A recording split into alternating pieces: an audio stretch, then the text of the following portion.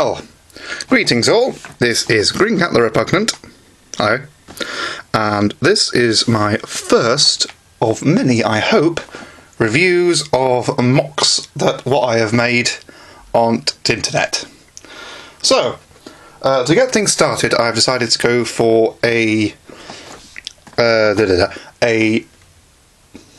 brain has farted again, I'm sure this is going to become a meme. I've decided to review a MOC that I have made, which is fairly simple, fairly quick, and is using the new 2015 parts.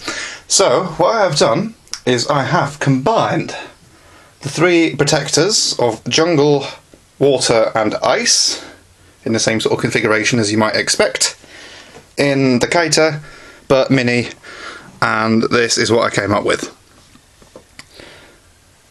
I do not have a name for him, and I do not have a backstory for him, other than perhaps it is genuinely a combination of the three protectors. But, yes. So, as a standard format review would go,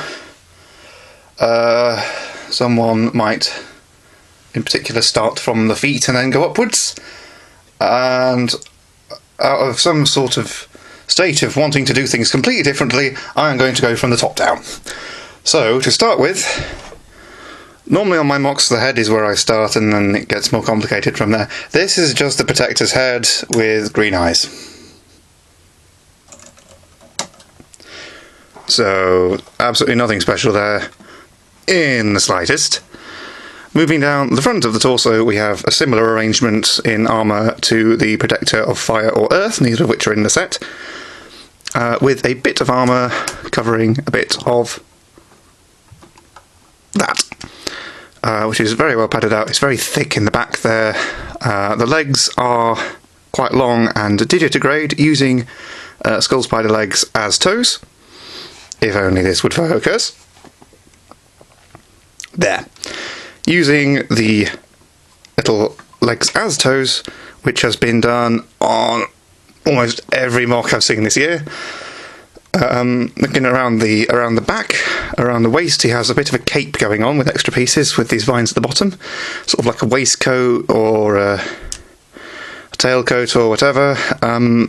Trying my best to try and keep the colours blocked together, but it does mean he's basically got a band of green around the waist and thighs, which I'm not such a huge fan of as to be completely in love with it in any means. Going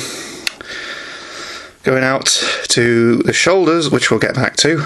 The arms are very simple, pretty much all icy looking, and I'm sure by now you can tell, and you have seen, that there is a mechanism built into the torso using the weapon pieces and the gears, and it was a bit tricky to pull off, but he can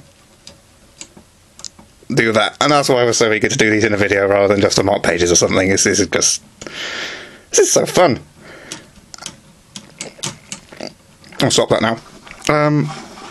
But yes, if I turn him on his back, you can see just how all the little gears and things work, and maybe I can get that a bit closer. The skull spider parts are a bit of contention for me. Not entirely sure whether I should say this is some sort of canon combination of the three protectors, and in which case why would they have skull spider parts on, or just to say it's a combination of the sets and keep them. If I want to be completely without skull spider parts, it's not too big of a deal to go without them. So you can see this side does look kind of desolate and without them, and not gap here, but you know, if you want to go without, then you can go without. The other thing is the blasters on the shoulders. Now, there are only enough parts, Technic parts, in either set for me to make one of them work. And the idea is that you can deploy one of them forward and go all the way forward. and then this is actually able to shoot. This one is just connected hard and it can't actually shoot from the shoulder. The other one can. I'm going to shoot it directly at the camera.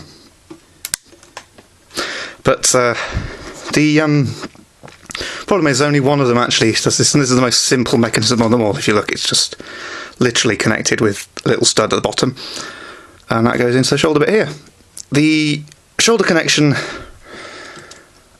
is a little bit iffy because none of the protectors, bar the protector of fire, come with any of those little pitted olive shaped ball joint things, and this, because it's not contained protector of fire, and even the one that I made with the protector of fire doesn't really manage to use a ball joint in any particularly good way. So the protection is really awkward. If you look, it's all, I mean, this is just fairly horrible. But it did give me a connection to put the blasters on, so that is a good thing. Hooray! And apart from that, I feel I've probably wattled on more than enough. As far as posability goes and articulation goes, it's quite standard. You can see the thighs are restricted, just like with other protectors, because of just how bulky the front armour is. The knees can go all the way out and all the way in. The ankles give it a bit more manoeuvrability, as you might expect. Toes move if I decide to include the skull spider emblem pieces. Emblem pieces? Emblem pieces? Anyway, the arms, the shoulder connection is weird as hell, but there is a sub-shoulder connection, I guess. I try to ignore another bit here, which is really awkward looking, and then the hand itself can move. I don't really like moving these at all, because if you start to move them in other ways, then the mechanism doesn't work very well.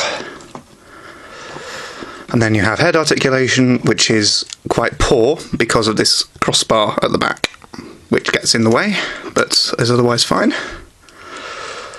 The gearbox is actually angled back a bit, so this is actually the whole gearbox can move back, and it is angled back a little bit to allow more head articulation if I need it. The barrel here cannot spin if a skull spider is on it, and the head has that the pecs can move slightly a bit, and then you have its coattail pieces which can move, but I would rather they didn't. And that's about the long and short of it. So please let me know what you think in the comments. Please let me know what you think about my reviewing style in the comments, because I'm still fairly new at this. And I suppose I'll see you on the next video. Tatty bye!